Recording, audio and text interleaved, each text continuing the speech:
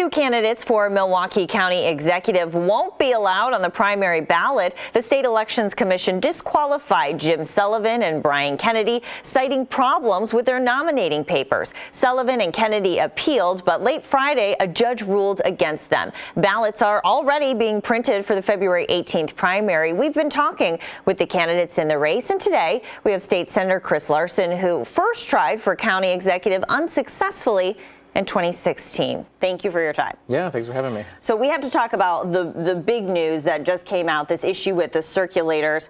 What do you think about Theo Lipscomb filing to get Sullivan and Kennedy off the ballot because they use some of the same circulators? Yeah, I mean, I think that people deserve access to the ballot. I'd assume that I was going to be facing Senator Sullivan and Mayor Kennedy. It seems like the rule was discovered afterwards. Nobody seemed to know about this. Working in a group of lawmakers, this is something that they were surprised to find out about it. And I think if they would have known, they probably would have done things a little bit differently. But now it seems like it's up for the courts to decide. And I did look it up, and state law says if any person circulates a nomination paper for two candidates for the same office in the same election at different times, the earlier paper is valid, the other one is invalid. Do you think they should be off the ballot? Yeah, I mean, I could tell you what we did in my campaign. We went out, I got most of the signatures myself. If you go and look at the signature sheets, you'll see that they are water stained because we were out there in the snow getting them. All of the folks who got them were people who were either volunteers, friends, family, or people who are working directly for me. And that's how we went about doing it. I think actually most of the other candidates ended up contracting it out. And this is an unfortunate side effect of that, is you lose control over this. And this is obviously the worst case scenario for them. Do you think they should be out of the race, though? I don't. No, I think they should still be on the ballot, but it's not up to me. And you said at the beginning of this whole thing that you wanted to run a clean campaign and you encouraged others to run a clean campaign. Yeah.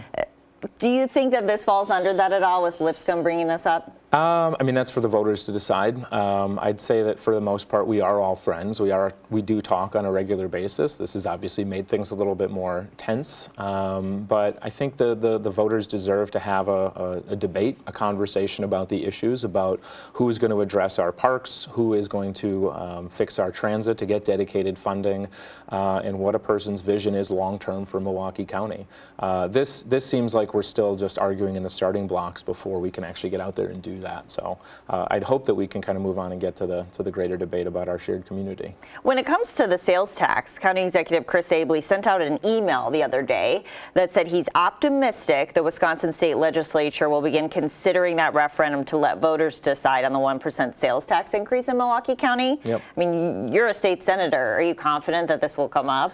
I mean, I'm a co-sponsor of it, and I've talked to my colleagues about this. I don't think that they're that interested in it, especially those folks who are outstate.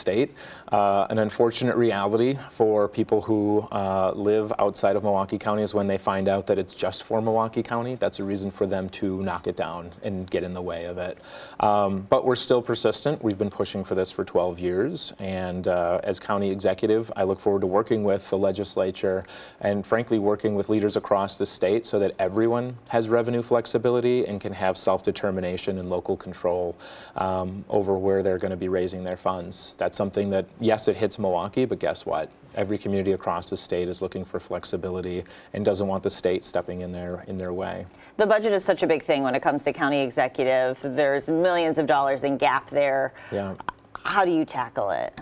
Yeah, I mean, at first it's going to be tough, for sure, that there are probably going to be cuts, and I think the best thing to do is be transparent as possible about it so that folks know up front what the risks are, what's going to end up happening.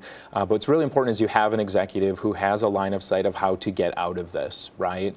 Of making sure that we're reaching out to the state, reaching out to the feds to figure out where we can get funds to address our aging infrastructure, to get dedicated funding, to get flexibility and revenue, and frankly to say what we're not going to cut, which is parks. We are not going to sell off any of our parks. That's something I've pledged from the beginning.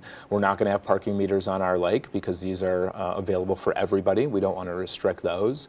And frankly, we're going to make sure the government runs more like a community, more like a family than as a business, right? Where we're looking to take care of each other, take care of our neighbors, because it's the right thing to do without trying to say we're going to cut for the short term without recognizing where that leads. leads. What would be your biggest priority as county executive?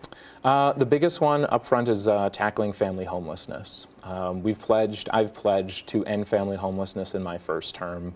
This is something, whether people realize it or not, becomes a scar on that person's life, and especially for kids who have done nothing wrong. They're in a family, and if they don't know where they're going to sleep at the end of the day, they don't know where they're going to live the next week, it becomes really hard for them to study. We see that in test scores. As somebody who cares about public education, as a father of 2 kids in public schools, this has an impact on every kid. So we believe in housing first, we believe in that model, and I'm confident we can get that done in our first term if we start right away.